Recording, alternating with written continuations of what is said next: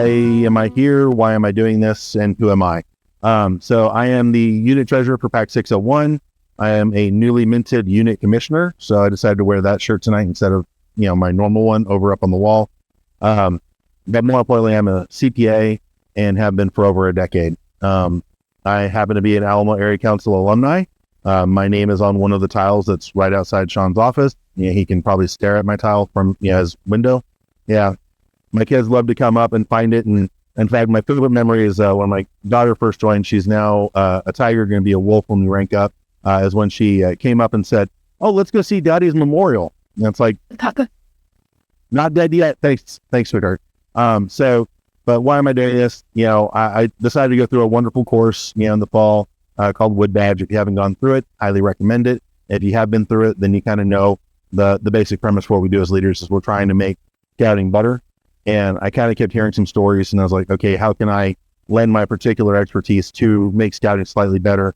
And I'm a CPA. I know numbers. I know finance, and I spent several years working with nonprofits, specifically on their finances.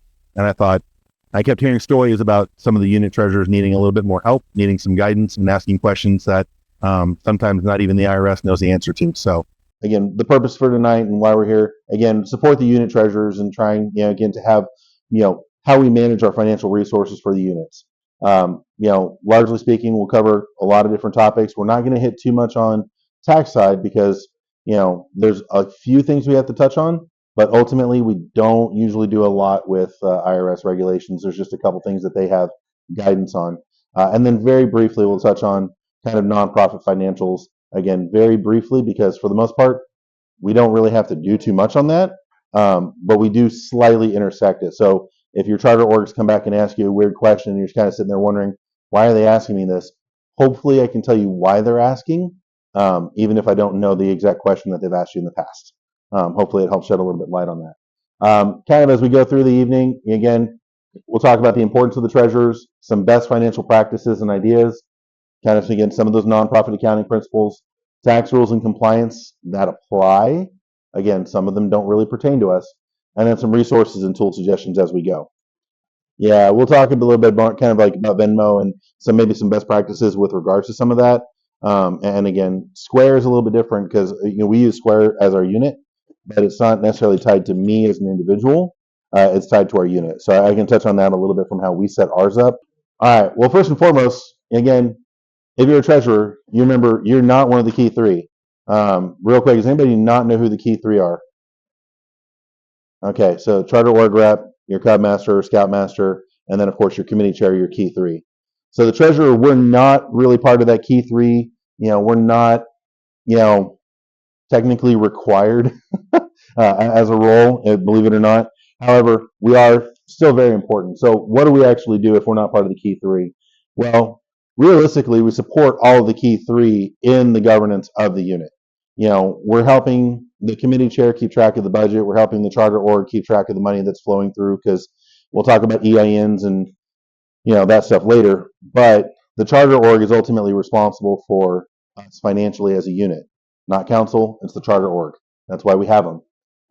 So what do we do? Well, we're going to help safeguard the financial health of the unit. Making sure that the money goes out is for the benefit of the unit, making sure that we're keeping it in good spots, and ultimately for our organization. If our units aren't healthy, financially speaking, is our council healthy, financially speaking? Probably not. Because if we have units that are struggling, and again, struggling means that we can't go out and have all the fun activities, have all the fun adventures, keep the scouts active, we're probably going to have really low membership, and really low membership is going to financially impact, the council overall as well. So keeping our units viable, keeping our units financially healthy helps council, believe it or not. Ensuring accountability and transparency. I like to make this joke. I do teach accounting classes at Palo Alto College, and so I like to make the joke that accountants never make the news for anything good. And so same thing with unit treasurers. You don't usually see, PAC so-and-so treasurer, saved kid from wild animal. No, it's usually PAC so-and-so treasurer wandered off with all of the kids' money. And so, we try to make sure, again, as treasurers, that we're not doing that. We're not making news for those things. So having that accountability, having that transparency, we'll touch on in a couple different areas. Supporting the committee in financial decisions. Lots of things happen. Anybody ever had their pack or troop equipment stolen? And then had to go out and replace it all? How easy is it to replace every single piece of camping equipment for the unit? It's a lot of money. We just had a couple things, not in my tenure, but before I came on, we had a bunch of stuff stolen, and we had to go out and buy it all, and it cost us about $5,000 last year. That's a significant outlay. We're talking about ice chests, we're talking about cooking equipment. So all that stuff costs money, and ultimately, yes, it's stored with our charter org, but insurance will only cover so much. So, overseeing our budgeting, reporting, and any compliance issues. Do we have a responsible budget? Who knows how to set a responsible budget?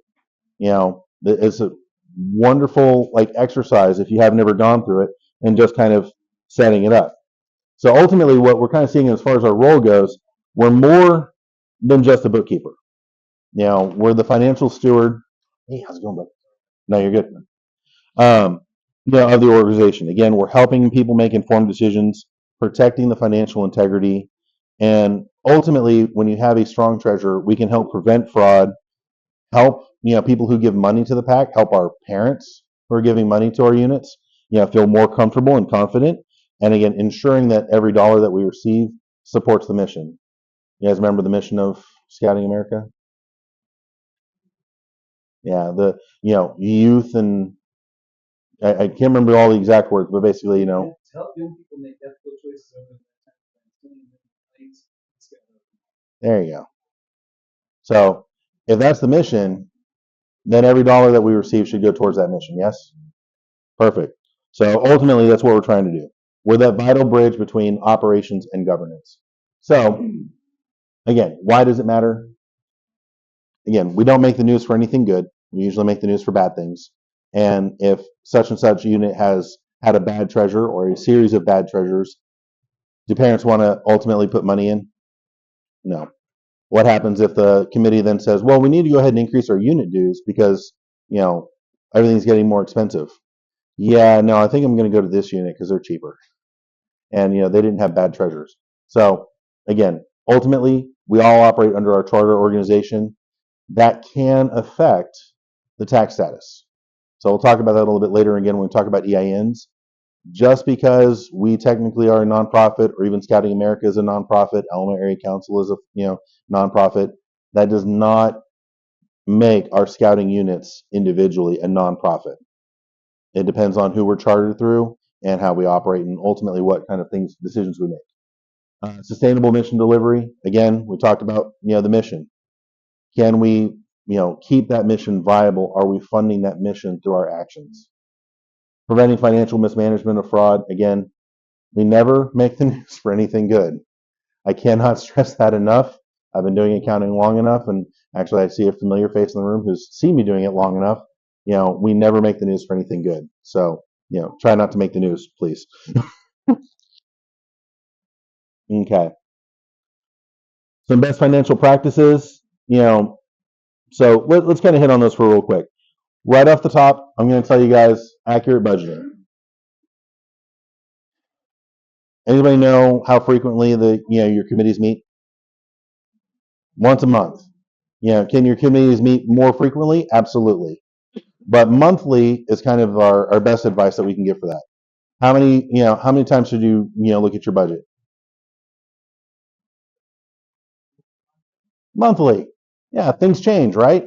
Anybody track the price of eggs over the last 12 months? Yeah, if you're not paying attention to it, and you didn't buy eggs at all over the last 12 months, it's probably a big shock if you go to the grocery store. So ultimately, we're trying to create realistic, mission-driven budgets.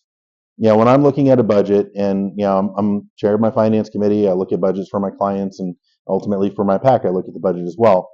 I'm trying to figure out, okay, what are we actually trying to do with our budget? If our goal is to keep most of the money out in adventures for the scouts, then my budget should reflect that.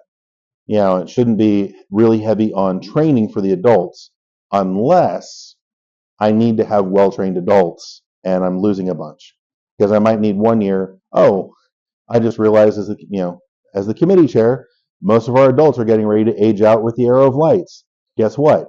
I need to get all their replacements trained up real quick.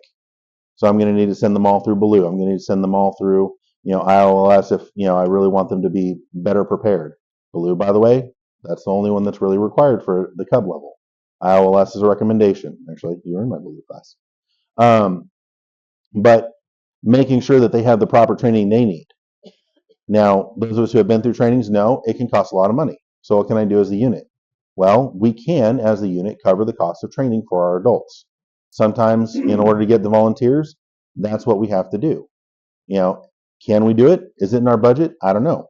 Do we have the money? Take a look at your budget and figure it out. We'll talk a little bit about like a sample budget that we have later, but that's up for the committee to decide. My pack, for example, we actually have it built in. One, if we have an adult who wants to go through training, be it Wood Badge, be it Baloo, we will pay for their training. We don't want the financial outlay to keep anybody from being a well-trained volunteer. And sometimes that's the selling point for getting them to volunteer in the first place. We also don't make the adults pay for their own registration. We, as the PAC, long before I came on, said we were going to pay for their registration fees. So it's sometimes a shock when they move up to the troop level and they have to pay for it all now. But something that we can do. One thing I kind of have there, don't plan for $1 million in popcorn sales unless you can do $1 million in popcorn sales. We plan for, by more power. If you can turn in, huge numbers like that, go for it, but make it realistic. If you've only ever topped out at $20,000, don't set your budget expecting $1 million. Try to be a little bit more realistic. Because again, I'm talking about a budget. Well, it starts with the top line. How much do we expect to come in from our dues? How much do we expect to come in from maybe parents donating to the PAC?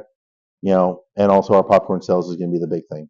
If you do the adventure cards, I think the adventure cards is what they're called, account for that as well. Our PAC, decided we didn't want to do the adventure cards long before I came on board, and we haven't done them since. But that's still a viable avenue for fundraising as well. So again, creating that realistic, mission-driven budget. Where are you putting the money? Where do you want it to go? And those of you who have done the Dave Ramsey bit through your church, he tells you that if you don't plan for the money to go somewhere, it's going to go somewhere. You're just not going to know where. So you need to have a plan for it. Monthly reporting, again, providing the timely updates to our committee. Hey, we had a plan. This is what we were going to try to do. It turns out, we normally plan for, call it $300 in adult leader training, and we had 3 adults who stepped up and said they wanted to go through Wood Badge. So that was about $900 total out the window. Is that a bad thing? Not necessarily, but at least letting the committee know we have vested volunteers. They're probably all committee members anyways, but vested volunteers who want to be better leaders. So we should support that. But again, having that update. Unit committees, again, should be meeting regularly to discuss and plan activities. Just a quick money update can suffice. I'll send you guys out kind of that sample Excel file. This is one that we actually use for my unit. I did some tailoring. It existed before I came on. I modified it, made it my own, and by all means, take it and modify it for yourself or do something completely different. But it doesn't have to be a full set of financial statements for those of you who are in the business world. It can be a simple, hey, here's what we thought we'd do for our budget. Here's how much we've spent. Or even, I've even done this one. I didn't have time to put together everything because we're meeting like the first Monday, and that first Monday happens to be the first. So I can't tell you exactly where we are budget to actual, but I can tell you that the bank account balance as of yesterday was X amount of dollars. It helps them understand what's going on. We just had our monthly committee meeting earlier this week, and I got to run through a forecast. My forecast also included fully paying for our initial purchase of popcorn in August. At that point, that's where I got to look at the committee and go, that worries me because we currently have, call it $9,000 in the bank with all the stuff we expect to spend over the summer, and the value of the popcorn we expect to buy in August will be $40 in the hole. I don't like that. So maybe we don't buy all of our popcorn outright. We've only paid like 50% or 25% up front, whatever the minimum council requires. Something to talk about. If your popcorn kernel isn't in tune with the financial outlay, hopefully they are, but if they're not, that can create problems, especially as they're receiving money in and the treasurer is supposed to be accounting for it when it hits the bank account. So making sure they have those conversations. Internal controls. I spent a long time as an auditor.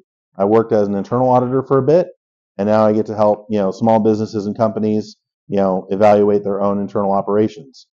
It doesn't have to be anything major. It can just be a segregation of duties. So the big thing is, where do the bank statements go? For us, our bank statements ultimately go to the charter org. They're the ones who technically own the bank account. We just, use it. But it is in our name, it is ours, but they're the ones who own it. So ultimately, they should be looking at the statements. I'm fairly certain they don't, but they should be, just to keep track of the transactions. That's actually a funny story. The very first transactions that happened on the debit card that was assigned to me for our bank account were two charges for phone calls to prison, and it was on my card, and I literally had only activated it like the day before. Not a great look for a new treasurer who loves internal controls, but I knew that they were fraudulent, so I ended up canceling the card, got the funds reversed because I don't know anybody in prison, and I'm certainly not placing any phone calls to them using my Scouting America unit funds. So being mindful of that, keeping track of the transactions, that's what we are here for as treasurers. If anything looks fishy, like bring it up, question it. And again, as far as internal controls go, there's some very key ones. I talked about making sure someone's reviewing the statements other than you. Making sure that you're doing that regular reporting. Dual signatures is a huge one. We have not required dual signatures on our checks as a unit. I just got the committee to approve adding that requirement. Any check over $500 is going to require 2 signatures now. That's not because I don't want to write checks to anybody. That's because I don't want to be solely responsible if someone gives me a fraudulent, request. I want other people to know what's happening so that way, because ultimately, as the treasurer, you have a fiduciary responsibility. If the money goes missing, you know exactly who they're going to look at, right? So that's a question you have to have with your banker. Again, making sure you have that conversation. I will say there's a really funny part. Anybody who's processed their credit card transactions, has anybody signed a name other than their own to a credit card slip? Yeah, no, I do it all the time because I've worked with large financial institutions. They only go to review the signature if you question the transaction. They don't care. You can sign it Mickey Mouse, Donald Duck. Your bank is going to accept it regardless because they just assume it's okay. And they're covered by insurance, so they don't care. So have fun with that. But, reviewing the bank statements, requiring the dual signatures, and again, just kind of segregating your duties. All important ways. One, you can protect yourself, protect your unit, and keep the money where it should be, which is in the activities for the scouts. That's the goal. So, I mean, usually usually the good practice is there for like small businesses, as simple as the person who writes the check should not be the person who deposits money in the bank account. Again, anywhere, spot where a person could basically run off with money and no one would know, you want to try to split those things up. So like for example, our popcorn kernel, she's really diligent about writing down all the cash that she's gotten, all the checks that she's gotten. She makes the person sign off when, usually it's me because I'll make the deposits, but she makes me sign her document stating what she gave me. So then when I go deposit in the bank, if it doesn't match, then like someone knows that they have a problem. And she'll give her own report on how much we're doing popcorn wise. So if the popcorn reports don't match what I give in the financial report, we have a problem. And in fact, we actually did have a slight error this year at one point because the amount that she had written down did not match what I had told her we had deposited. And, ultimately I had the deposit slip where they counted all the cash. That was the bank counting it, not necessarily me. I did count it before I deposited, but they counted it and all the checks that made it. And I was able to provide that record so she could, reconcile to what she had. And we found it. No one came after me for $100. I don't even remember the amount. It might have actually only been 20, but no one came after me. No one came after her because we each had our own separate records and we were able to make them match. So small stuff like that. It doesn't always have to be. I think when I say internal controls, especially those who are in the business realm, start to tighten up a little bit because they seem to think it has to be like this big blown, like, well, you have to do it this way. And it's like, it's something simple, as just having someone else look over your shoulder, and ultimately it's transparency, right? That word right there at the very bottom, scout is trustworthy. So we're scout leaders, we're treasurers, we have nothing to hide, right? No one's going and buying a Ferrari with PAC funds. I couldn't buy a Ferrari with PAC funds. I'm just going to point that out. But Actually, if I'm doing $1 million in popcorn sales, maybe I could. But we're not having any malfeasance. We're not running off with the money, and that's ultimately what it was kind of about. Is just that abundance of caution. Letting just be transparent. There's no real reason to keep it hidden.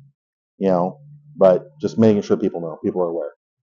Committee engagement, making sure the committee understands what you're informing them about. I see this all the time with my clients. Where it's like, hey, here's your financial statement. It's like, that looks great. What does this mean? And it's the same thing with the committee, where again, they're looking through the numbers and they're like, we have money, and yes, we have money. So help making sure they understand exactly what they're looking for, making sure they understand their role or duties. Again, if you happen to have a committee that is not really engaged, not really paying attention, there's a lot of bad things that can happen. Likewise, if your charter org, again, if they're not the ones receiving the statements, that's a risk for them. I mean, ultimately, they get the statements. It is their EIN for the most part that we're using. They don't have to be, but we can, and we'll talk about that. But they're our charter org. They're the executives. They kind of help run the show, and so just kind of making sure that we have their interests in mind. But again, they're also keeping us honest as well. So best idea: treat your reports like your reputation. Transparent, current, and clean. Making sure the reports are accurate. If they're wrong, they're not really doing anybody any good.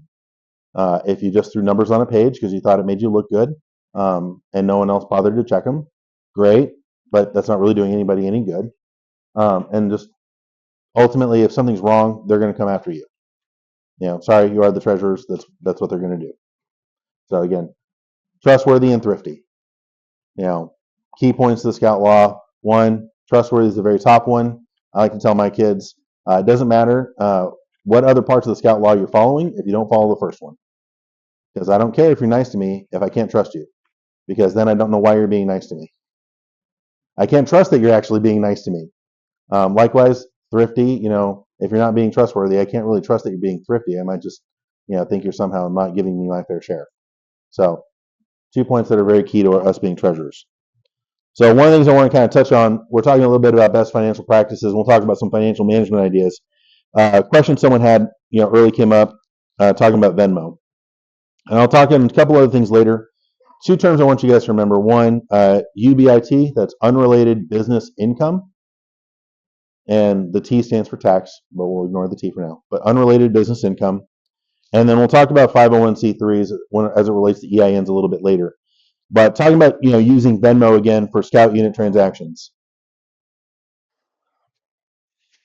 I hate Venmo to a certain extent.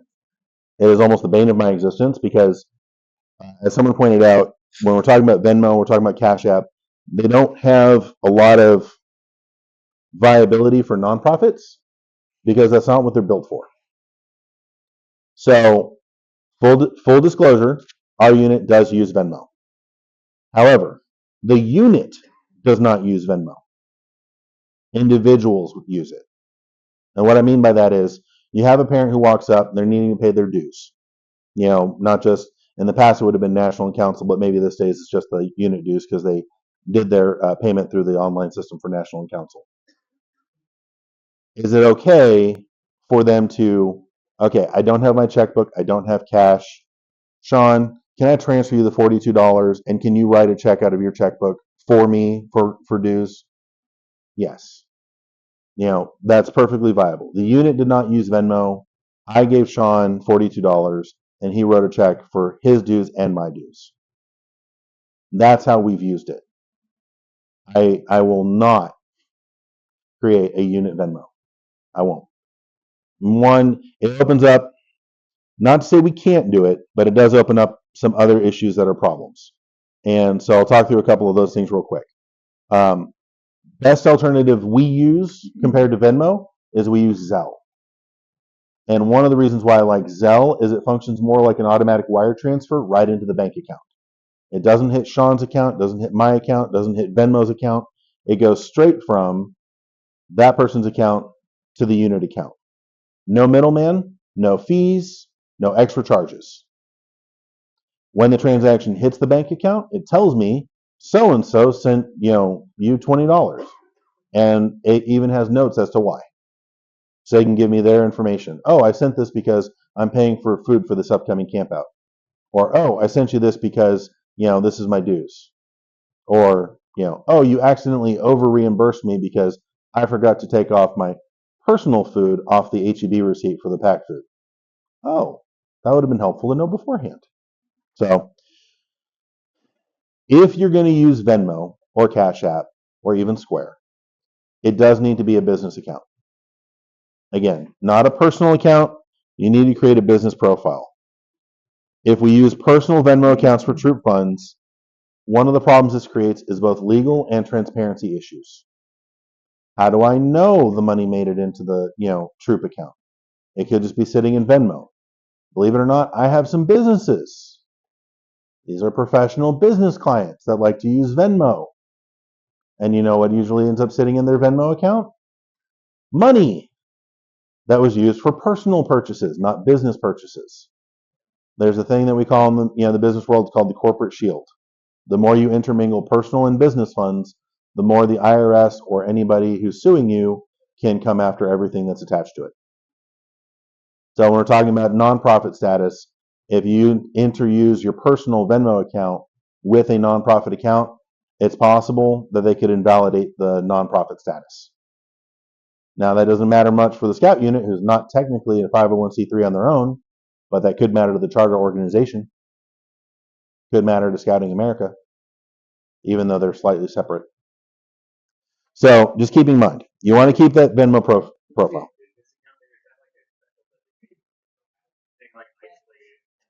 Yeah. One is there's a special designation in Venmo where you say create it as a business profile. So that's step one. Step two is making sure the name on the Venmo profile is accurate. So instance, troop 123, pack 345, whatever the unit name is, it should, be clear. So that's kind of what we're looking for. If you are going to use these, money transferring services, they charge fees. If you as the unit are not paying the fees, if you're passing that on, so for example, $42 is the, pack dues, but you're going to have them pay the 3% or whatever the fee is for Venmo, then you need to let them know, hey, by the way, we're going to have you pay the fees. If you're going to have them cover the fees. Again, let the payers know if they need to cover the transaction fees. Limit the usage. This helps you out a lot. If you limit the usage of these things to income, not expenses. Let expenses run through the normal procedure through a debit card. Again, if you have a debit card, there are challenges with that as well, because again, anybody who has a debit card knows that anybody can use it who has it for anything. So make sure that you know who has a card, make sure you trust them. I'm lucky my charter org rep happens to be in the room and she trusts me. I haven't given her a reason not to, so yeah. So again, try to accept payments only. So dues, event fees. Try to avoid sending money out through that because it complicates your record keeping. If the goal is to keep clear records, then using stuff like Venmo complicates it. So if we limit it to only money coming in, then it's much easier for me to track it. I know where the money coming in came from. It just makes it easier for your record keeping. Maintain records. So you can export Venmo transactions, and keep an Excel record of what those transactions are. Now, sometimes there's a limit to how far back you can go. So this should be something that you include with your monthly reporting. If we're going to use Venmo, hey, here's everything that got processed through Venmo. Here's everything that came through Cash App. We use Square for our popcorn, and we reconcile that every month. Actually, we reconcile it every week because whenever we're doing the show and sells, we have to make sure we know what got sold at the show and sell so we can give our scouts credit for it. So again, downloading those monthly Venmo accounts for audits and backups. It shouldn't be single oversight. We talked about the segregation of duties or having somebody watch over your shoulder. So again, trying to have those two adult leaders, treasurer, committee chair. It could even be treasurer and charter org rep. whoever is going to be responsible. But again, making sure that they have login access. And this kind of goes without saying, but when you change treasurers or you change other leaders, make sure to update all the accounts. It's not very useful if your bank account is, well, for example, PAC 601, and then your password is PAC 601 exclamation point. That doesn't keep anything safe. So making sure that you have those things updated. Don't replace traditional banking. Use them as a tool, but the primary bank account, again, we talked about, Frost not really paying attention for some of the dual signatures, but, there's still going to be a much better record keeping for the transactions that came through than Venmo will be. The traditional banking is still going to be your best friend for keeping track of it. And again, transferring the funds, as we heard, regularly from Venmo, from that cash, processor to the bank account. Again, reconciling those records. All right, here's the fun one. If your unit is under a nonprofit charter, personal Venmo use for the unit account can disrupt the 501c3 status. Happens. Again, it does require to a certain extent the IRS to follow up on it.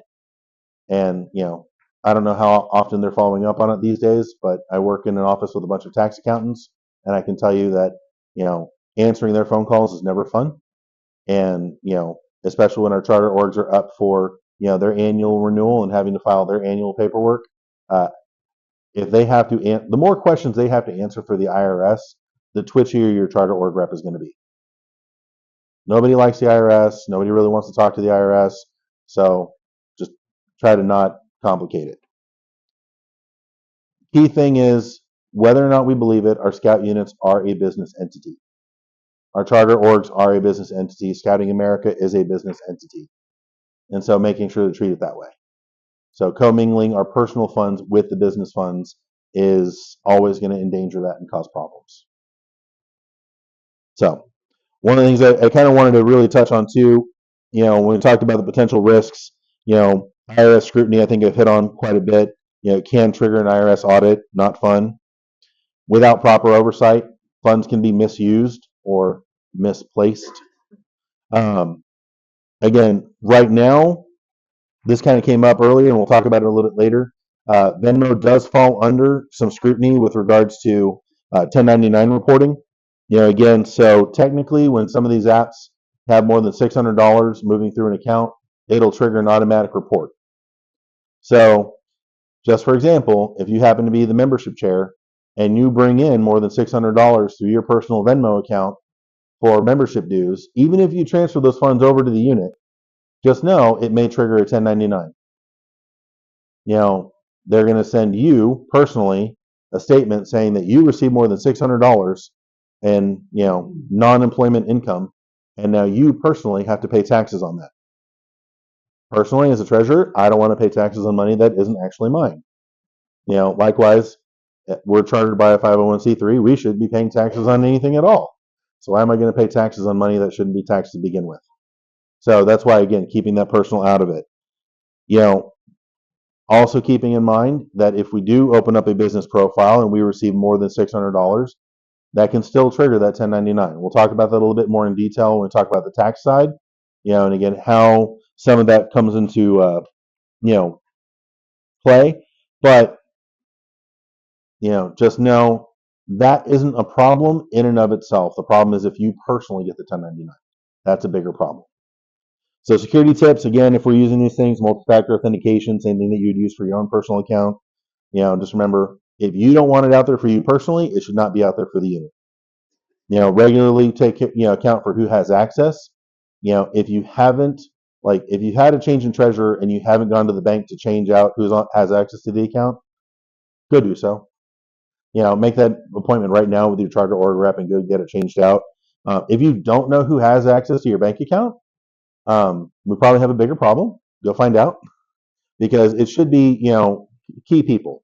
We don't want everyone having access to it, but we want enough people to be able to get in that if we need to, purchase stuff, if we need to reimburse, that we can have access to it. Keep a paper trail, again, digital logs of payment requests, receipts, and confirmations. So there's a couple different ways I do this. Again, I am a treasurer, so this is some of it coming from my own personal experience, but some of it just real world. Paper receipts are great. I don't know if you've noticed though, but after about 90 days, some of those paper receipts fade.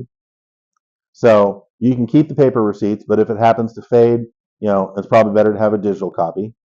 Digital copies are preferred. Again, you can scan it in, you can, keep it in a folder, you can keep it in a Google Share Drive that the committee has access to.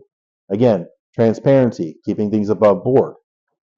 Or, again, if you don't actually have, a receipt, say for example, there's a couple processors I know out there that are really twitchy about receipts.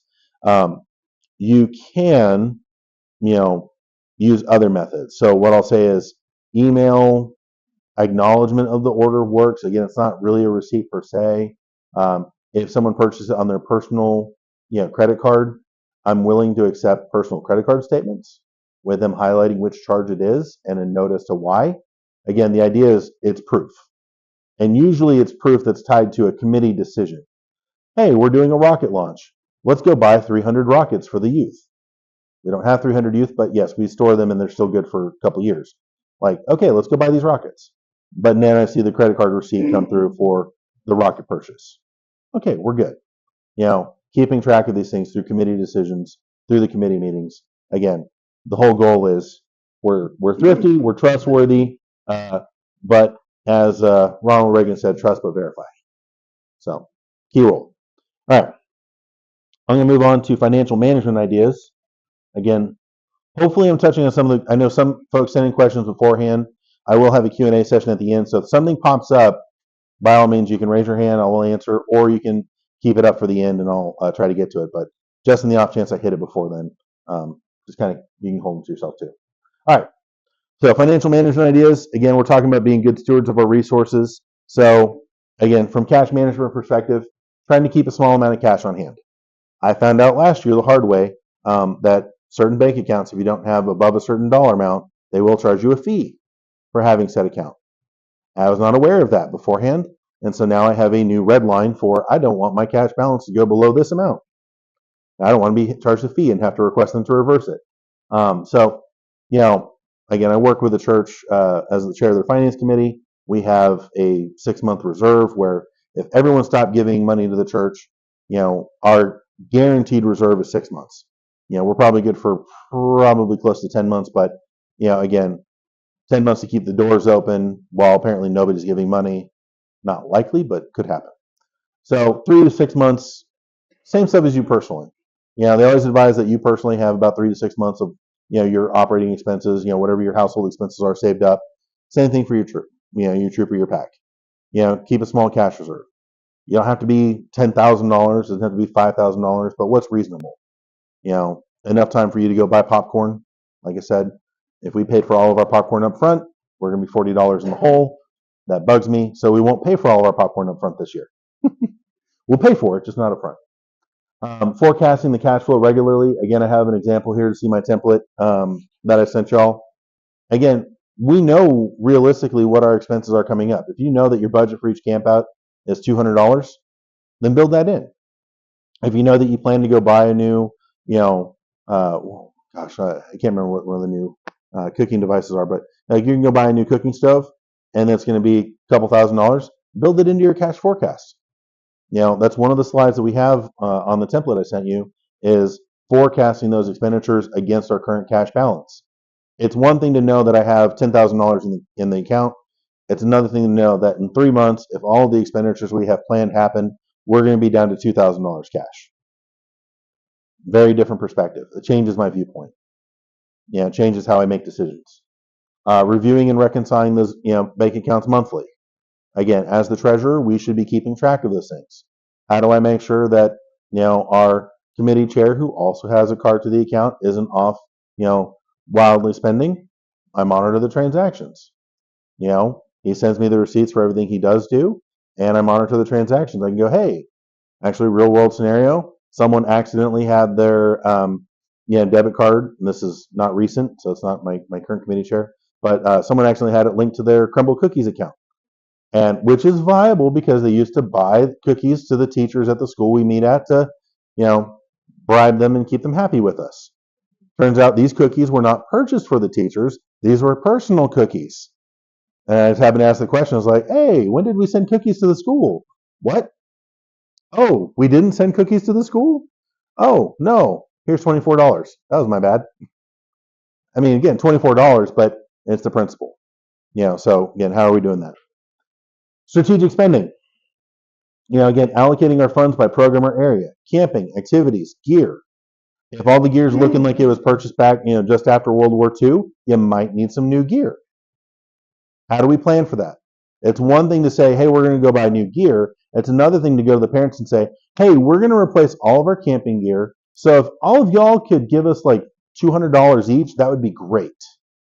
Like, that's never going to go over well with the parents. So planning strategically for those purchases. Again, we had some gear that was having to be stolen out, of our storage area at one point. Well, we also paid to help repair the storage, locks, so that way it's a little bit more secure.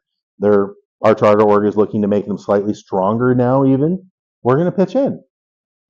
Again, anything to make sure that we're being good stewards of the resources, but also, they're our charter org. They're helping us out, so we should help them. So restricted or unrestricted funds. This is a little bit more important for our charter orgs, especially if they are a 501c3. Were people giving us funds for a specific purpose?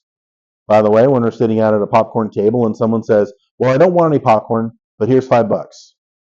Is that $5 for our charter org? Or is that $5 designated for scouting? Yeah, the implication is it's scouts who are sitting there at the table, so they're giving us the money for scouting, so it stays in our account. But if someone went to our charter org and said, hey, here's $500 to support your scouting unit that you charter, they need to make sure that ends up for the scouting unit. That's that donor restricted donation. It always goes through our popcorn reports. But yeah, so that's the implication there too, is like, again, if it comes to the popcorn table, it goes to your popcorn sales as a donation. We keep that record as well.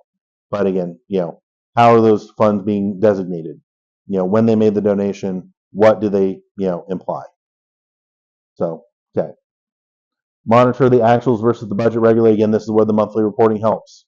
We planned on this much for training. We planned on this much for our camping expenses. Here's how much we're actually spending. Oh, we'd only planned on $200 per camp out for food, but now we're spending $300, per camp out on food. Who decided it was a great idea to buy, the best steaks? We need to tailor this down. They're Cub Scouts. They don't care about steaks. So stuff like that. Being mindful. Leveraging the technology. We're going to talk about software here in just a minute in really big detail, but do I need accounting software, or can I make Excel or Google Sheets work? What do I need? The more complex you make it, and I will say, the more complex it is and the more you have to deal with. Likewise, while nonprofits can get QuickBooks Online for ridiculously cheap, nothing in this world is free. So when you're signing up for some of the more complicated accounting softwares, understand you might be signing a commitment that the unit has to pay for in perpetuity if they want to keep that same software. And if you have a severe membership downturn, maybe you can't do that. So it's something to consider. Using dashboards. Who here likes to look at a long list of numbers and, never-ending list of numbers? Does it make sense to y'all? It works for me, but again, I like spreadsheets. So using dashboards. On the sample that I sent you guys, the template I sent you that we use for our unit, and I again stripped out our unit details, but I built in a little forecasting graph that just shows, okay, here's where we actually are with our cash. Here's where we could be if everything holds according to our budget. And then I also have it compared to what we did last year. As long as the lines usually are staying pretty close together, we're okay. Again, August of this year, it doesn't look so good. It grabbed my attention. So if people aren't used to looking at long lists of numbers and those don't make sense to them, give them a graphical aid. Give them something that makes it make sense to them. Give them a chart, give them a table, something that helps draw their attention. Again, we talked about digital receipts or even cloud storage of documents. Anybody ever had to ask, hey, where's our sales tax exemption? Keep that on the cloud. you have a Google storage drive for your unit, and you can have that there, and it's so much easier to share it than having to go through all the paper documents, which might be 12 years worth of paper documents just to find it. Because if you can't find it, and you don't have it in the cloud, then your next question is going to be to your charter org rep going, hey, do you guys have a copy of that? Because we need it. And by the way, if you haven't provided it to the Scout Shop when you guys come to purchase gear, stuff for your unit through the Scout Shop, they have copies of all of what we've given them in the past. And so if you purchase through them and you've already given it to them, you can buy stuff for your unit without tax. If you haven't given them the exemption certificate, you're paying sales tax and you don't need to. So be mindful of that. All right. So someone asked the question, about using QuickBooks for their scouting unit. Again, talking about, troop, pack, whatever. Here's what I'll say on that. Using an accounting software, again, can be, offers a significant strategic advantage. Again, they're easy to use, fairly transparent, financial management. You can give multiple people access so they can see the reporting. There's a couple things that we want to make sure that we touch on. So one is we talked about being easy to use. So QuickBooks Online is kind of the current version of QuickBooks. If you're used to QuickBooks Desktop, as a professional, I can tell you they're not supporting the desktop version. They keep coming out with new versions, but they're kind of like worse and worse, and they're not really supporting them because they want everyone on QuickBooks Online. And I want you on QuickBooks Online because it's easier for me as the CPA to access your financial documents. It's easier for me to help you manage your business if it's online versus, hey, send me your backup file. Now I'll send you the backup file that I have. All right, now our backup files don't match. Like, that's a whole big to do. Online is easier. So one of the pros, again, when we're talking about being a volunteer organization, is it's cloud-based. It's online, it's easy to access, and it's easily accessible anywhere. If you have the internet, you can access it. We have accessed it from, airport terminals. Not always the best idea unless you're running on a VPN. Just kind of keep that in mind. But by the way, don't plug into Starbucks unless you want someone to steal your data. But if you have the internet and it's reasonably secure, you can access it. QuickBooks does give you simple dashboards, again, to track income, expenses, if that's important. I will say this, most of our units, QuickBooks is overkill. Most of us, we're not having that much money flow through. QuickBooks is going to be a little bit of overkill. So again, when we're talking about, some of the cons, there's a learning curve. You got to make sure that whoever your treasurer is knows how to work with QuickBooks Online. If they don't, it is easy for them to screw things up. Very easy for people to screw things up. And then you end up hiring somebody like me for a couple $100 an hour, maybe cheaper because it's nonprofits, to come through and fix it. And that takes time, that takes effort, that takes money. So again, knowing what you know, knowing what you don't know. The monthly fees, again, there are discounts for nonprofits, but you still have the monthly fees. So there are a couple other options. I talked about Excel or Google Sheets. Again, free, simple, but it's Excel, so it can break. Now, the version I sent you is completely unlocked, but there is a way within Excel that you can lock down certain things. You can lock down certain tabs. You can lock down cells so that certain people can't change it. You can lock the formula so that people can't tweak it and do that. So for those who have been using Excel for a long time or are master Excel users, there are tools out there to make Excel much more secure. And again, it's free, or we already have it paid for by most of our employers through Office 365. So use that version if you can. Wave accounting is another option. Again, it's free. It is cloud-based. It does have limited functionality. So I haven't personally used it, so I can't really vouch for it. It's just an option that I know that came up. They do not have a nonprofit, specific area. So it is not built for nonprofit accounting. But for the most part, we're not really worried about that, as for most of our units, we're tracking cash in and cash out. So that's the other thing to keep in mind. MoneyMinder. This one's actually specifically recommended for like high school clubs, probably closer to where we are. Again, it is very easy, not as powerful or well supported as QuickBooks.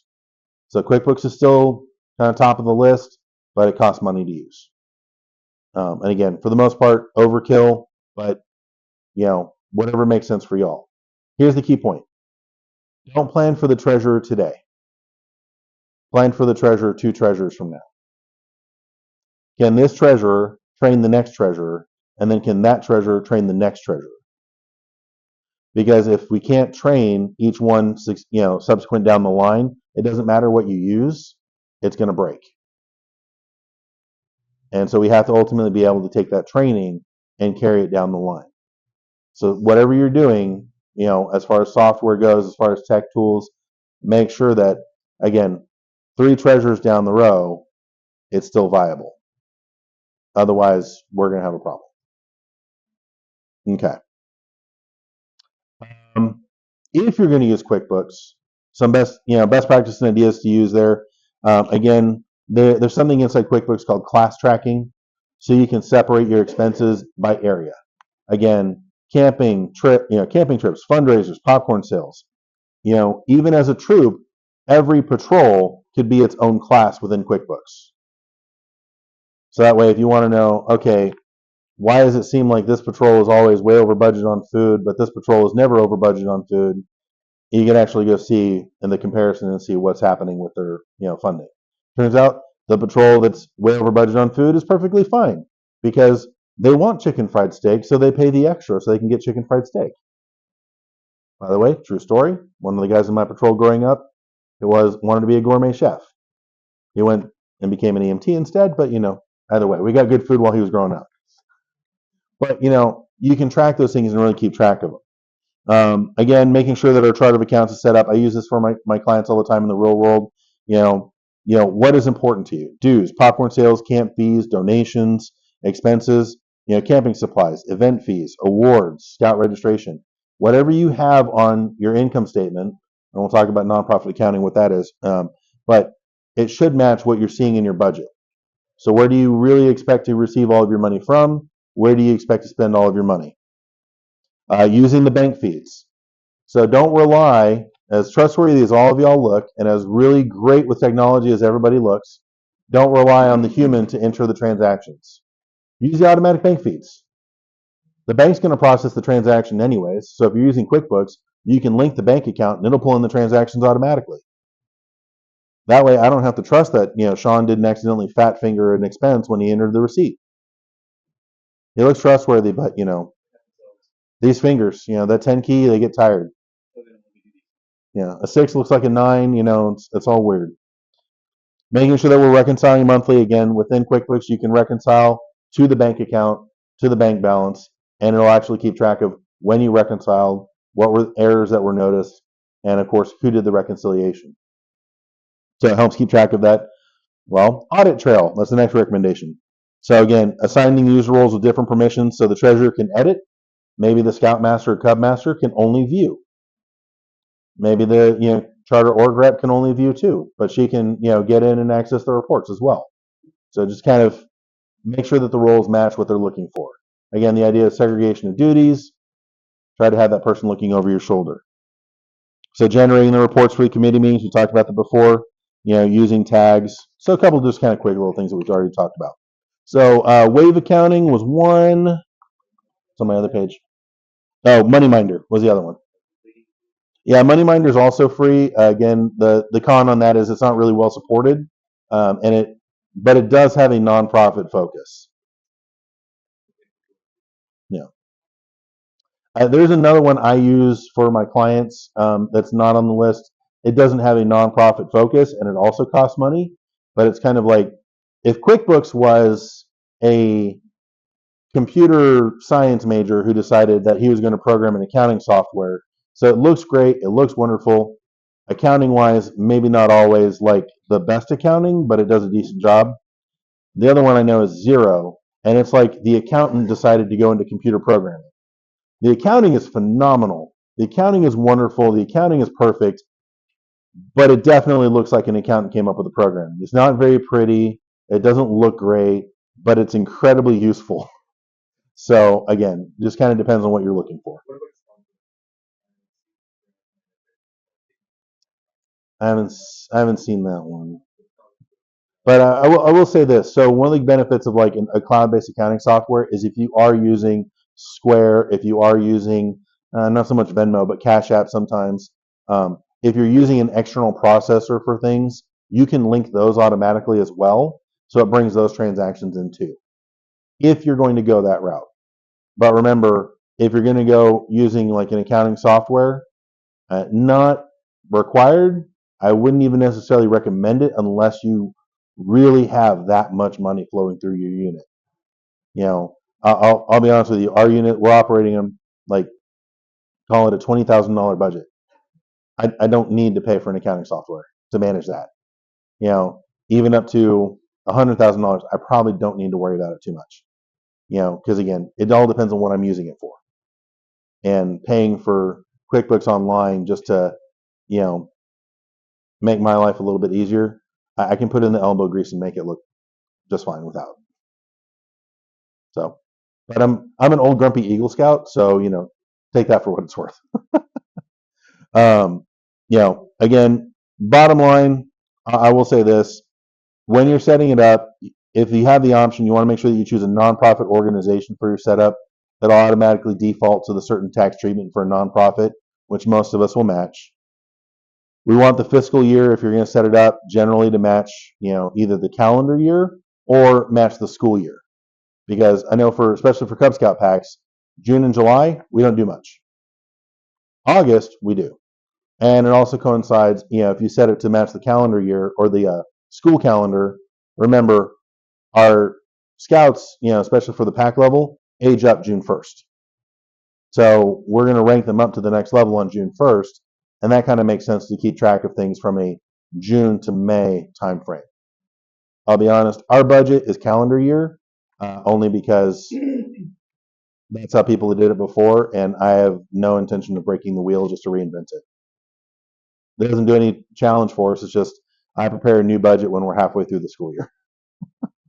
So keeping track of things can be a little different that way. Again, if you're going to do budgeting, you can enter budgets into QuickBooks. You can enter budgets into most accounting platforms. So if you have a budget, and you should, the budget should be committee approved, by the way, not just your best guess, but the committee approved. Enter it into the accounting software. That way, it's automatically keep track according to, you know, your budget versus your actual. So again, QuickBooks can be a solid choice. You know, want to make sure you give multiple leaders access. Again, if we're handling significant funds, you know, again, dues, popcorn sales, events, fine. But just remember, MoneyMinder is a strong alternative. And again, for most of our small units, like this, with low transaction volume and a skilled treasurer, Excel or Google Sheets will suffice. So, define skilled, yeah. So, one thing I want to show you guys real quick, we were talking about budget for quite a bit. You know, budgets, they don't have to be grand or complex. I put together, actually, believe it or not, I let ChatGPT create this one for me because I thought about using ours, and I was like, yeah, that's a little too close to home, and I stare at those numbers all the time, so I want something different. So ChatGPT apparently doesn't think, you know, we need too much else, but this is also incredibly slim. You'll notice that they're only projecting $3,500 in total income, and they have $75 per scout. I'm not entirely sure I didn't do the math on how many scouts that is, but that seems like a very small pack. And only $1,200 in popcorn profit. So they're not doing popcorn sales like we do. But they also got $500 in donations or from sponsor gifts. So apparently somebody's company decided, hey, you know what? We're going to pay for the pack shirts. Can you just slap our company name on the back? You know, I don't know. But, you know, simple. Doesn't have to be really grand or complex. You know, obviously this looks like it came out of an Excel, you know, spreadsheet, and it did. You know, but ours looks, if you see the sample file, you'll see kind of what our budget layout looks like. Now, how do I develop this budget? Like I said, I let ChatGPT do this. Realistically, for ours, I rely on historical, you know, experience. What did we expend the last 2, 3, 4 years? And I can track that because every year is a different Excel file. You know, I can go back historically. If you do it within an accounting platform, you can do the same thing. You can even tell the accounting platform to automatically create a budget based on historical expenses. You know, the goal from there is, okay, now what's different? You know, if one year I went out and bought $3,000 in camp gear, am I going to need to do that this year? Probably not. So taking, you know, again, historical experience and tailoring it to what's going to happen. You'll notice national registration is up there for $900. One change that we did in our budget this year is we no longer have factored into our budget, funneling money through for national or council dues. Our recommendation to our parents this year was, well, you're going to get the thing to automatically renew, so just go ahead and pay them, and then when you come to the next meeting, pay us. That way, we're not funneling money through. Because believe it or not, I would keep track of all the dollars that came through, and then when we sent the money out, I would have to call the front desk and say, hey, can you add $1,000 to our PAC account because we're going to process memberships, and I don't like doing that. They don't like me doing that. So stuff like that. And there's ways around it too. Like, again, everyone who noticed that if you went online and did the renewals for your scouts individually, we got the same 3% charge for using our card. There's ways around that. I'm going to let you call council and figure out what those ways are, because I don't want to complicate their lives. But there's ways to fix that. There's ways to get around that and not have to worry about it. So again, being mindful of when we're doing our budgets as a PAC, what do we actually need to keep track of? So dues, fundraisers, usually are pretty big main income sources. Our expenses, of course, we're talking about badges, events, leadership training. Notice on this one, we include $200 for leadership training. It's important to this unit, our unit as well, that we have trained leaders. And then bank fees are $75. I'm not entirely sure why. If I'm paying $75 a year in bank fees, I'm looking for a new bank. I'm a there you go. As the Venmo charges, yeah. Again, we're in the business of keeping the money on the activities, keeping the money out on the field. So I don't want to see it go to the bank just for the purpose of, helping me keep track of $3,000. That's huge.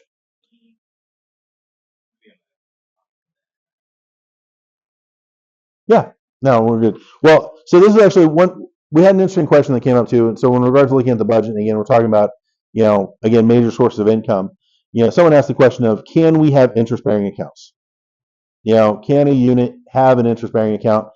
Yes, but there are some guidelines and limitations that we need to follow. So, key point, if you're chartered by a 501c3, that's one of the key things that we have to be considerate of. So when we're using an interest-bearing account, the account belongs to the chartering organization. It is in the name of the chartering organization, not a personal name, not the unit name. It is actually in their name. Now, they can add on, because when you name the account, you can call it whatever, and they can say for benefit of Scout Unit, but it's in theirs. It's going to include the charter org's EIN. Even if the Scout Unit has one, it's going to be owned by the charter organization. So that's the key thing. So at that point, really the charter organization has the interest-bearing account. You don't. When we get to that point as well, the interest income is going to be reported by the charter org on their annual tax filing. So 501c3s do have an annual tax report that they have to submit. It's the Form 990. We'll talk about that in a little bit more in detail a little bit later. But the charter org is responsible for reporting the interest as income, even if it's only a few dollars. Now, some charter orgs, especially if they're fairly large, will say $10 of interest income. We don't care, because we receive $1 million in, contributions annually. $10 is not a thing for us. Okay, maybe it's not. So that's up to the charter org to determine, though, not the unit. So possible, but it does add a little bit of complexity. Even though the charter org owns the account, the funds can only be used for program purposes. So again, even if the interest is earned, all the money has to be used for the scouting program. So even though they own it, they hold on to it, it's in their name, because all those funds were given for scouting. Even the interest earned off that is restricted to be used for scouting. Your charter org may not want to do that, because as I'll talk about with nonprofit accounting principles, they have to track those restricted funds a little differently, and some charter orgs get a little twitchy the more restricted money they have to keep track of. So, transparency and documentation. Again, just another thing that we have to document the bank account setup, the interest earnings, as part of our unit's treasurer report. So again, keeping those in mind. Probably a good idea that even if the 1099 interest form goes to the charter org, that the units is aware of how much interest they've earned on that account. If the goal is for us to get income off of that, and keep track of that, then the unit needs to be aware as well, not just the charter org. Okay. Trying to think anything else I had on that. Did talk about kind of a couple things I had there in common account types. For the most part, is everybody using a regular checking account? Yeah. There's really no need for us to use savings accounts. Again, mainly because for savings accounts, there is a restriction on how many times you can go in and pull money out of your savings account, especially like using electronic transfers. Anybody who's worked with a large FI or been part of an FI knows they don't like it when you move money out of savings accounts. Apparently, it throws the calculations out of whack. So banks get twitchy when you do those wrong. There are interest checking accounts, again, typically fairly low interest. Again, fine, but you have to make sure that you're tracking the income. Money market accounts kind of function like a checking at times, but again, typically higher interest, so we still need to keep track of those, similar like we're talking about interest bearing accounts. So for the most part, we're all going to be using regular checking accounts. Anyways, anything that we're using for interest should be separate from the main primary checking, and just keep it easy. So that's kind of what we're looking for there. All right. Any questions on that so far? Awesome. Like it. I like the questions in advance, and I can kind of like hone in on what I'm talking about too. Okay, I'm going to really kind of breeze over this real quick. This is kind of just more for information. If you guys aren't aware, your 501c3 nonprofits that charter you have a whole different set of accounting rules that they have to play by. And sometimes they make sense, sometimes they don't. But for the most part, again, they're operating on something called fund accounting. So especially your churches, they'll have separate funds set up. Hey, here's our fund for missionary funding in Africa. Here's our fund for, this program. And then, of course, they have their general fund. Key thing there is they have to track anything that's restricted by the donor. So it's not restricted by them so much as who gave them the money says this is specifically to be used for this purpose. So restricted, unrestricted, donor restrictions, not donor restricted.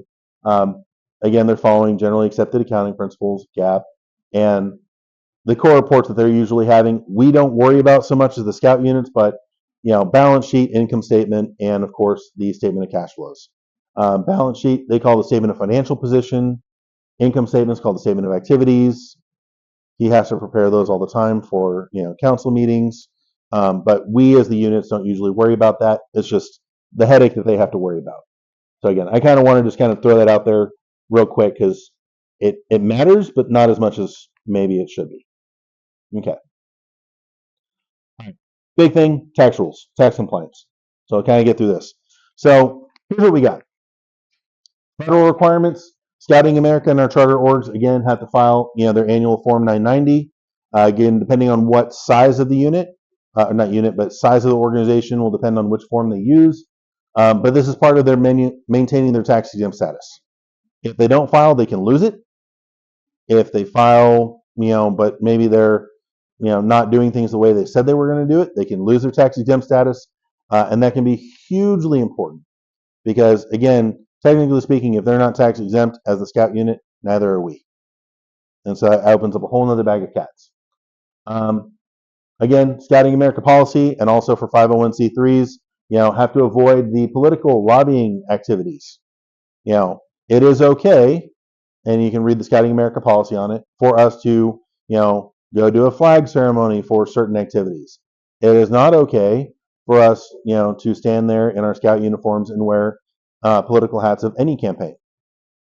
So it doesn't matter who they are, doesn't matter how much we love them. Again, Scouting America policy precludes us from getting too involved, and also 501c3s can't do it. So just keep that in mind. Tips for compliance, again, as we're going through, and I'll talk about it a little bit more. We're not going to necessarily keep committee minutes, but I would keep committee minutes on like the important decisions. If you don't have like a prepared committee agenda or even like copies of the reports that are available, probably something to keep in mind. Again, our financial tracking happens to be an Excel file. I can recreate the reports really at any time. So that's how we keep track of it. Again, keep in mind of. We talked about unrelated business income. I'll talk about that a little bit more in detail, but Again, monitor if we have any unrelated business income. If we're chartered by an organization that exists solely for like membership dues or exists on like church member contributions, we then can't really set up shop outside and start selling snow cones. Popcorn is slightly different because popcorn is again through the council. So that's why we kind of get away with that. You can do alternate fundraisers, but it requires previous approval. So if you guys aren't aware, if we want to go do something, again, I'll just pick on Chick-fil-A right now. If you wanted to go see if Chick-fil-A would host like a night where your unit would benefit from all the sales that Chick-fil-A gets at night, you can, theoretically. You just have to file out the proper paperwork, get approval from council, make sure your charter org is on top of it as well. Because anything that we do as a unit that is unrelated to either our charter org's business or scouting, technically is unrelated business income. So we have to keep track of that. That's why there's limits. Okay. I threw this on here. Again, I'm a CPA. I would love everyone to come, be a client at my firm. I do this for a business. It, makes me happy. Also, the more clients I have, the, happier I generally am. But engage a CPA only if needed. If you're having questions, you can always go talk to one real quick. There's probably a bunch of parents out there that are CPAs in your units. You just got to find them. Maybe find the parent application where they stupidly put that they were a CPA and then got asked to be the treasurer. Not speaking from personal experience, but don't go overpay. Again, CPAs were out there. We have good information, but we're expensive. So only if you need it, only if you have a problem, should you really engage it. Work with your charter org first. Is what I'm going to say. All right. So we talked about the 990 again. We talked about the cautions. Unrelated business income. Again, if you receive income from activities not related, to our mission, again, we can have that unrelated business income tax. So again, the example they use sometimes is a church runs a coffee shop that serves the public. The coffee shop could be considered unrelated business income. The church might need to pay taxes on that, and sometimes sales tax. There are sometimes state requirements. Again, if you're a charity, you have to file and register with the Attorney General or similar such. Texas is a little bit more loosey-goosey on some of those things. But again, when it comes to registration, talk with your charter org. They're the ones who did the initial registration for themselves, and so they'll have more information on what you as the unit need to really worry about. The key thing, I'm going to hit on it again, keep detailed records. Store receipts, board minutes, grant documentation. If someone gives you money, if they're donating money to you, keep those records. Again, popcorn tables. They're giving it to us at the popcorn table. It goes into our popcorn donations. Its purpose is for our popcorn campaign. If they find you anywhere else and they walk up to you with a $500 check, okay, it's different. But again, keeping track of these receipts, keeping track of the documentation, only if we needed to do we go after a nonprofit CPA. All right, 1099s. This is a question. If you receive a 1099 as a scout unit, do we file tax returns? No. Anybody who's been a treasurer longer than 2 years knows we don't file tax returns as a scout unit. However, if we receive one, our first call should be to our charter org. They're responsible for us. Therefore, technically, that 1099 is theirs. And again, that is what we have to do. We are not a standalone legal entity. Again, we operate under their umbrella. That's the way it's designed. That's the way it works. So all tax reporting belongs to our chartering nonprofit, and it should go to that charter org's treasurer or financial officer. We need to document and reconcile the income, whatever it's related to. Again, making sure that we match the total that's reported on the 1099 to Cash App, Venmo, whoever generated it. Make sure that we match it up. We need to ensure that the income is properly reported by the charter org. Again, it's going to be under their EIN, so they need to report it, accordingly. You are not going to file a tax return as a scout unit. It's not going to happen. And we'll talk about EINs here in a minute, but ultimately, we are not a standalone legal entity. We are, again, responsible to the charter organization. So we're going to keep the 1099 and the supporting documents, but ultimately, it is theirs. What if the 1099 was sent to the wrong EIN or sent to a leader personally? because they didn't follow my recommendation and they used their personal Venmo for PAC transactions. Well, again, if it's under the leader's name or the personal social security number, we need to contact the issuer and request a correction. So that's where you would contact them and say, oh, you know what? This wasn't for John Doe. This was for PAC 602. We need them to get the, 1099, not me. Because that 1099, every time the one gets generated, a copy gets sent to the IRS. And, they just love to find errors and audit people who, hey, you said you only had this much income, but I have this over here that tells me how much. Best description of the IRS was, you fill out a form where you have to guess how much money you made and how much money you owe the federal government when they already have all the information and they know how much you already owe. And if you're wrong, you go to jail. So we're trying to keep you out of jail, try to keep it easy. So again, just kind of keep that in mind. So 1099K, again, that's usually from Venmo, PayPal, Stripe, etc. If it exceeds $600, send it to our charter org.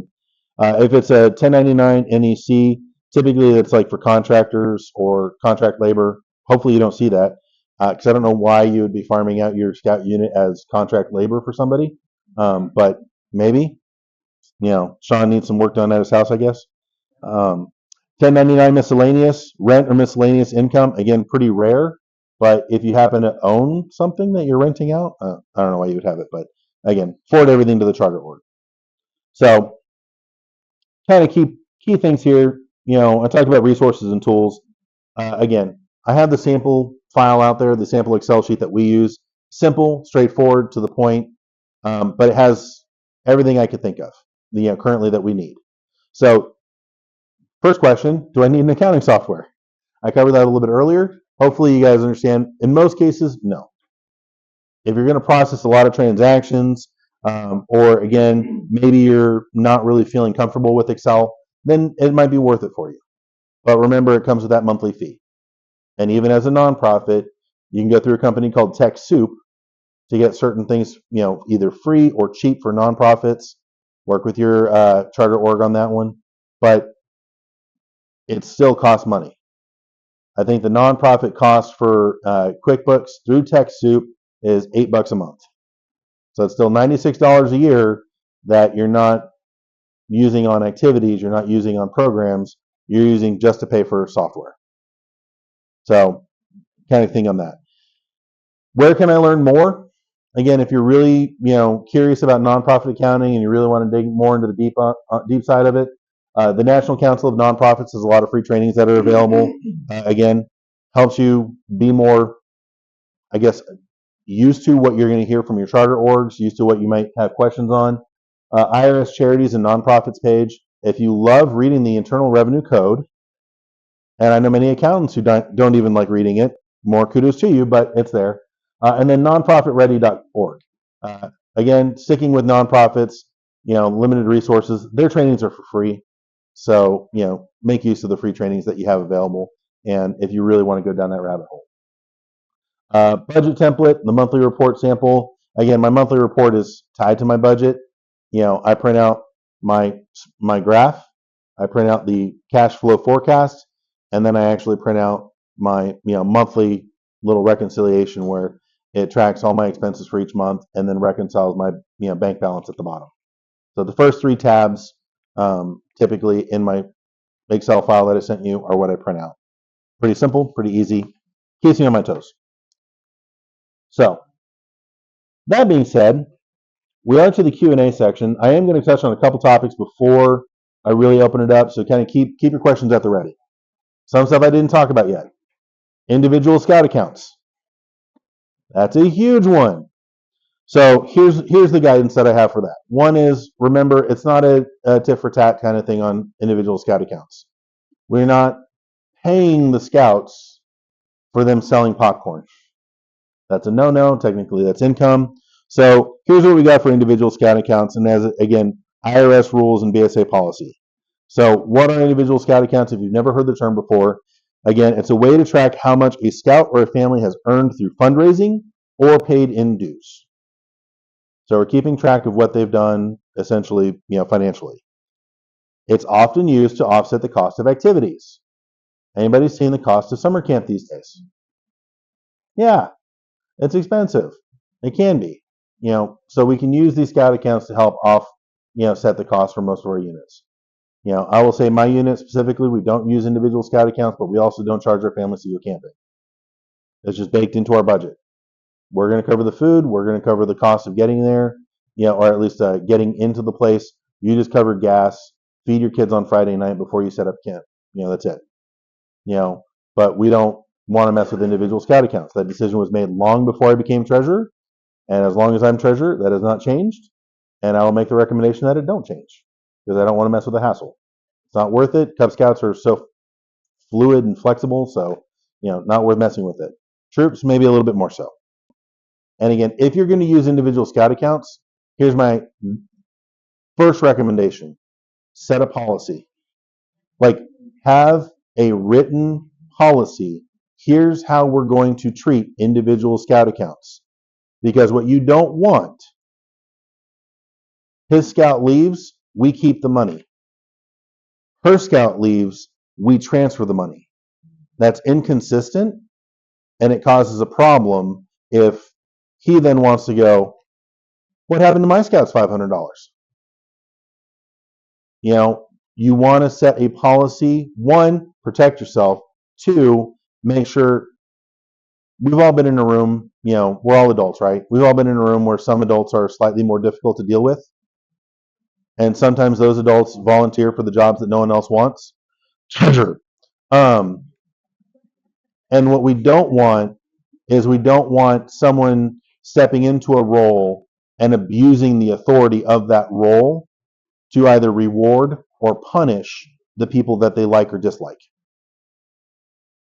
We're all everyone fairly, and if you hard code it into a policy and make sure everyone's aware of what you're doing, clear, transparent, trustworthy, then there's no problem.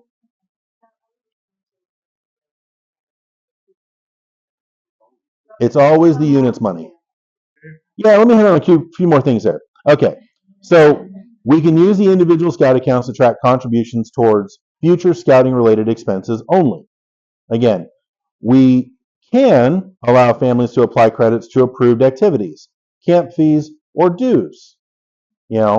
We can't, again, keep funds in the pack or troops name. They are not under individual control. All right, what we can't do, we can't give the cash or the checks directly to the families. We can't allow families to withdraw unused funds, and we can't refund unused credits if the scout leaves. So again, theoretically, everything is owned by the unit. We're not reimbursing them for the purchase of camping gear.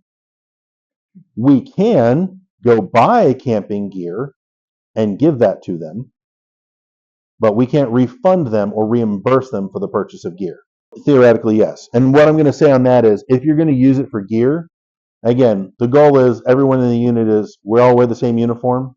We all have the same stuff. For the most part, I'm fairly certain we all spend way too much money at REI. So here's the gist. If the unit is going to use scout funds to purchase gear, the unit needs to determine what the gear is, and I would essentially apply it. Everyone gets the same gear. Hey, we're going to go buy sleeping pads for all those who don't have them. Guess what? I can go do a mass buy at REI. It's all identical sleeping pads. Here's what we have available. It's not so much hey, I'm going to go buy this really expensive, camping cot, and but I want this one, but actually I want to use my scout funds. That's not worth. Again, personal benefit. The buying of the gear is a little bit of a gray area. So I'm going to say, one, if you're not sure which side you want to be on, don't do it. Second is, again, we're not refunding or reimbursing for the purchase. That's going to be a slightly different gray area. I would say, again, generally I wouldn't reimburse for the purchase of items. But again, if we're saying, you have credits that you can use at the council office, go ahead. Here's a way around that. To a certain extent.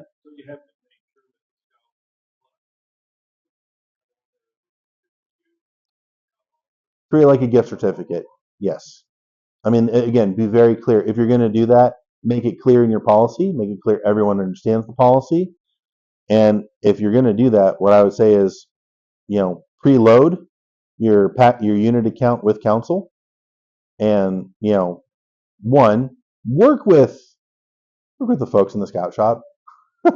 We can buy gift cards, to a certain extent. So buy gift cards.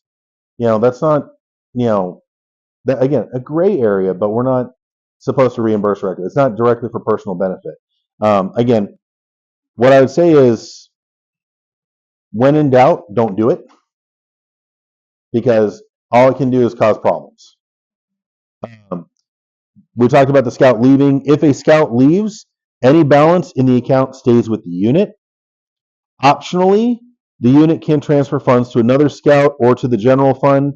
And some councils, this is again sometimes a council decision, allow the transfer to another unit if they're staying in scouting. But that seems more rare than anything else. And ultimately, you need to coordinate with that unit. I'll be honest with you. If you're coordinating and they send you the equivalent amount in popcorn for you to sell, and like, yeah, I'm not saying trade the money for popcorn, but I'm saying that's, work with counsel. When in doubt, don't do it, because it's probably just going to cause problems. But remember, it is the unit's money. It is not to be used for personal benefit, and it is only for future scouting related expenses. Yeah, I will say this: Scouting America's official policy is they leave administration up to the local unit. So, yeah, again, the rope, they're going to give you just enough to play with, but they're going to let you administer it. They're going to let you run it. They do expect us to comply with IRS 501c3 rules and regulations. They also expect us to coordinate and comply with any additional rules that council has on it. Again, ultimately, those are our governing authorities. We should not appear to be running personal benefit programs under a tax-exempt umbrella. Again, just causes problems, means they're not really tax-exempt, has all sorts of, issues. EINs. Someone asked, does my scout unit need an EIN? Short answer, no. Here's the basic rule. Here's the basic gist on that. In terms of the EIN, the only people that really need it are, again, those who want to open their own bank account, fundraise independently, or handle their own financial affairs. Our charter orgs are our legal chartering body, which is why we operate under their EIN. If I go buy things tax exempt, I'm not calling Sean, for the council's EIN and tax exempt paperwork. I'm calling my charter org rep if I don't have it. Hopefully I have it, but again, if I don't, that's who I need to call. Again, it does not automatically make us a tax exempt nonprofit if we do manage to get one. Should we get one? Realistically, the only reason we need an EIN is if we're going to go open our own bank account, and I don't want my charter org to have to worry about it. That's the only reason I need it. If I'm going to open my own bank account and I don't want the charter org to have control over it, that's it. If I have my own separate EIN, they don't, because at that point I am a little bit more separate. Yeah, I will say that's another thing where I don't know that that's happened, so I don't have realistic examples for what happens with the money in that instance. I will say this: if they stop chartering the organization, because the monies were given for scouting purposes, they are restricted on what they can do with the money. And for the most part, even the assets that the charter org owns that are scouting assets, Sean, where does most of that end up if a unit folds? So, the charter orgs don't keep it, because I don't know many charter orgs that are going camping without a scouting unit. So, yeah, the units can have their own EIN, but they don't need to. In fact, and again, it would say it should only be used to open a bank account. It doesn't give us our own 501c3 status or the right to issue tax deductible receipts. And we should not apply for a 501c3 status, because that's the council's role. That's not our job. So, large part, as a unit, we don't need an EIN. Don't file for one. We're still legally under the umbrella of the charter org. So it's not really necessary. Yeah, I always did the United Way, and I just told them to give the money to council. And I don't know if Sean ever got that check, but they took money out of my paycheck for sure. So yeah, again, the EIN is really just a tracking number. It doesn't give us any special status with the IRS. It doesn't give us special status with the government. It doesn't do anything except allow us to go open up a bank account without the charter org rep. That's all it does. So really, there's not much needed for it. If you do end up having an EIN, you are going to have to file that Form 990 that I talked about. There's a simple version, it's the 990N. So if you like dealing with the IRS and you like filling out forms that take more time than they need, by all means go for it. But it's not really needed. So being mindful of time. I know we're a little over, but we got started a little bit later. Let me open it up to more questions that I haven't covered yet. Yes, sir. Clarify, like setting up Square, Cheddar. Yeah. Something where you take credit card payments. So you set it up in your business account or nonprofit account. Set it up as a business profile. Business. Realistically, Social security number. Yeah, realistically, it should be the treasurer who's setting up the Square account. Okay. I know in our instance, the popcorn kernel started it, but then she was like, I don't have, this information and I don't have this. And I was like, okay, well, let me log in. And so I logged in as the unit and I set it up. And if you switch treasurers, you just make sure. Yeah, once you created it as the unit, like most units have their own unit email. Like you can have all information linked to the unit. So again, for that particular instance, and it's our pack number at whatever. If let's say that your dues are $42 and you don't want to mislead your parents and charge them more than $42, that means that if someone does use Square to pay their pack dues, you're going to get less than $42. Right, you just have to tell the fees that you're okay with. That could be. If they're okay with the fees, if they're okay with the fees, I mean, I'm okay with it. Personally, I'm of the opinion of don't give more money to Square and the banks than they already get. But I always do a flyer and I say, here's all the ways to pay. Here you have fees. Here it's free. Checks free. Zelle. We have had no problems with Zelle. So when we're talking about Square and Cheddar, again, like you said, being mindful of the fees. Try to use one that actually either discloses the fees to them as they're paying. So there's a couple different nonprofit versions out there that will say, hey, do you want to cover the fee? And give them the option if you're not going to require it. Personally, if I didn't want to use Square to help process, our popcorn transactions while we're sitting there at the table, I wouldn't, because I don't like the idea of not getting the full value of the popcorn when I'm paying council full value for the popcorn. I love council. I want them to be well funded, but I want to make sure I'm well funded too. And losing, 1 to 3% off every transaction annoys me. You can triple or quadruple popcorn sales with credit card. No one has PayPal anymore. We did 16,000 last year, in our popcorn sales, and we use Square. But I would estimate that we probably had close to 2,000 in merchant service fees. At one point it seemed ridiculously high, and so you got to make sure when you're setting these things up that you're feeding them the right information too. By the way, if anybody is like a software or knows somebody who's in software development, develop Square, but for nonprofits, so the fees are like either non-existent or ridiculously cheap. Because I guarantee you, every nonprofit in the world would sign up for it, and you'd make up in volume what you would lose in the actual interest rate. And again, if you need help setting it up, every year when the popcorn season kicks off, council puts out a wonderful kind of guideline on setting up your Square account. We had one that we had actually lost access to because whoever set it up was no longer there. And it kept wanting to send the security code to their text message, and we couldn't figure out who it was. So we set up a whole new Square account this year because we didn't want to deal with it anymore. So yeah, that's kind of my 2 bits on that. If someone's writing a check, I would always make sure, one, so I have issues with banks and sometimes their policies, but I would say if you like the bank, find a way to work around it. I would say just advise people, hey, if you really want this to go for scouting, you don't want there to be any question, put in the memo line, this is for unit whatever. Troop 123, pack 231, whatever. If you're having a dispute of that nature with your charter org rep or your charter org, then you need to have a bigger talk about that relationship too. Sorry, as my unit commissioner, I'll say, work through that conflict. But ultimately, if there is a conflict and they're taking money that's meant for scouting, you might need to find a new charter org. That's one benefit to our unit. We do have a separate bank account. It is in our name. Now the bank statements go to the charter org, or at least the charter org's CEO's office.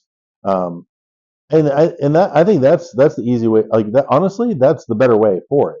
Now again, if you don't want that to be an issue, then you as a unit can go get your own EIN. You can open up your own bank accounts. You're still legally, covered under the charter org, but you could then go open up your own bank account and have things completely separate. So you could do that, and that might be the easier workaround. But that would be a discussion to have with the charter org of, hey, is this really necessary, or can we find a better way to work this through?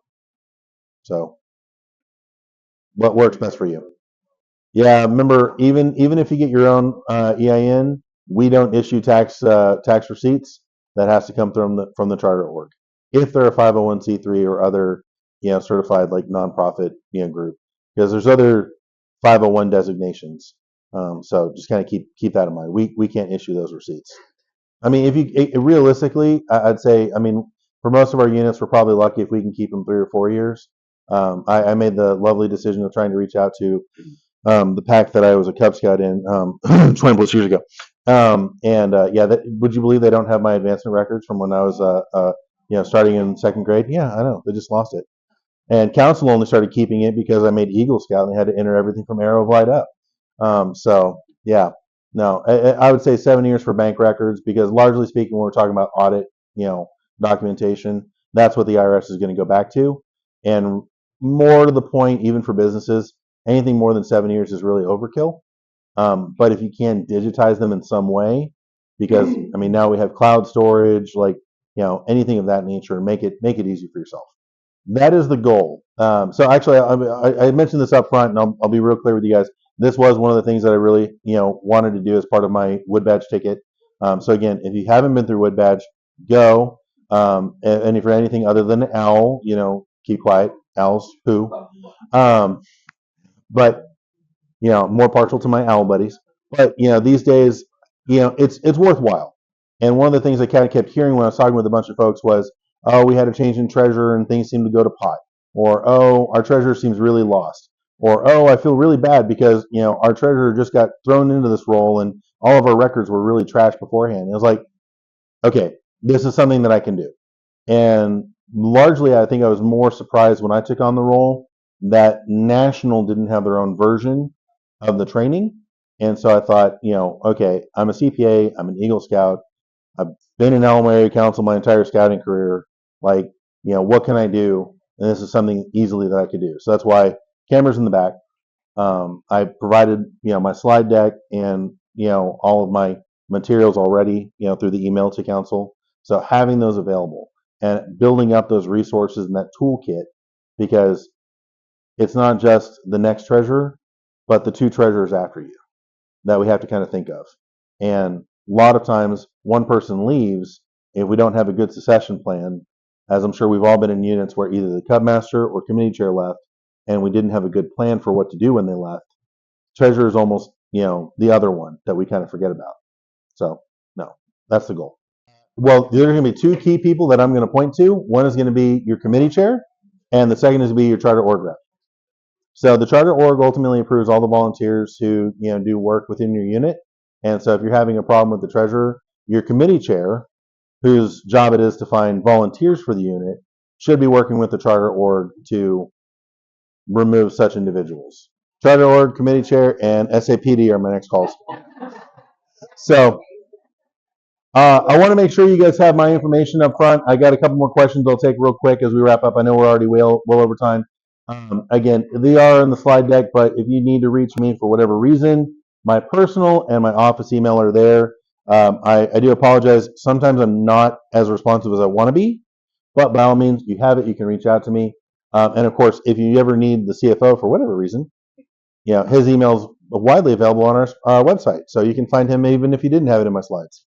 But I don't know why you'd actually need him other than other people. So yeah, we there's a lot that we're trying to cover. I mean, again, what I would say is, take a look through the sample spreadsheet. Look through some of the guidelines. If you need more specific questions, by all means, reach out to me. I would say that's largely why I'm doing this, because I know that there are some people who, what is it they say? Some people are born for greatness. Some people have it, thrust upon them, and then some people get told that they're doing it because they didn't volunteer for any other role in the unit. And so, as a treasurer, I want to make sure that you guys are prepared. And again, this may be we're covering a lot, so we're going to be up here. But if we need to hone in a little bit more on, how to do certain things, by all means, send me those questions. Happy to help. So I'll say this: I would love if Scoutbook or whatever advancement it's becoming, Scoutbook 2.0, had a factor where I could put in certain information for my unit and generate scouting specific reports. That would be fantastic. But I also don't trust that Scoutbook would actually work. So until until we get Scout Books accounting, we have to use the tools that we have available. But if you have, I mean, again, if we're talking about data entry, just entering your transactions and your expenses, like realistically, it's mostly what we're tracking. We're tracking some of the income to a certain extent, because when people sign up to be scouts and pay dues, we should know who we're collecting from. Because I guarantee if I go to the same family 3 times in a month and say, hey, you haven't paid your dues, but they paid it on the first time I asked, they're probably going to get real fed up with me and quit. Likewise, if I have a family that never pays dues and I never follow up with them, they're probably just going to be like, this is great. We're never leaving. But, they may not see the value, ultimately, because, they're not actually having to pay for it. So are they really that involved? I can't tell you. But, what resources you have available, just kind of like what Renee was saying a minute ago, making sure the resources, you understand how to use them. That's the goal. If you don't know how to use it, either learn if someone can teach you, or find something that is usable for you. And again, just because it's usable for you, 4 treasurers from now, we have to try to make sure that they can know how to use it as well. That being said, I know we're over time. I'll stick around for any other additional questions.